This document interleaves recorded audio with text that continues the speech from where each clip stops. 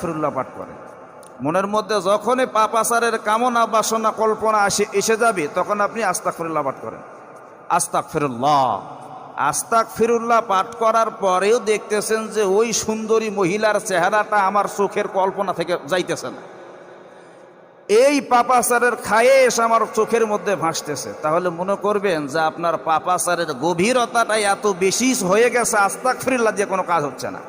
কথা বোঝেন নাই? এত পাপাচারের গভীরতাটা এত হয়ে গেছে, এত গভীরে চলে গেছে যে এই আস্তাগফিরুল্লাহ দিয়ে কোনো কাজই হচ্ছে না, তখন আপনার খাঁটি তওবা করতে হবে। কথা বোঝেন নাই? আর যারা প্রতি ফরজ নামাজের পর আয়াতুল কুরসি নিয়মিত পাঠ করবে তার অন্তরটা হবে কৃতজ্ঞ অন্তর, এমন পাপাচারের কল্পনা বাসনা আল্লাহ পাক তার অন্তর থেকে দূরীভূত করে দেবে। সুবহানাল্লাহ। প্রতি ফরজ নামাজের পরে আয়াতুল কুরসি পড়ার দরকার আছে না নাই? প্রত্যেক ফরজ নামাজের পর আল্লাহু আকবার বলে নামাজ শুরু করলেন, আল্লাহু আকবার বলে নামাজ শেষ, আসসালামু আলাইকুম রহমতুল্লাহ, আসসালামু আলাইকুম রহমতুল্লাহ পাঠ করার পরেই আপনি আল্লাহু আকবার ধ্বনি দিয়ে আয়াতুল কুরসি আরম্ভ করে দিবেন।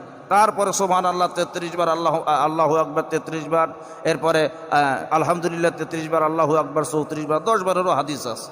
আরও অন্য অন্য ফরজ নামাজের পর অনেক আমল রয়েছে, আলেম ওলামার কাছ থেকে জেনে নেবেন। তবে আয়াতুল কুরসিটাও ফরজ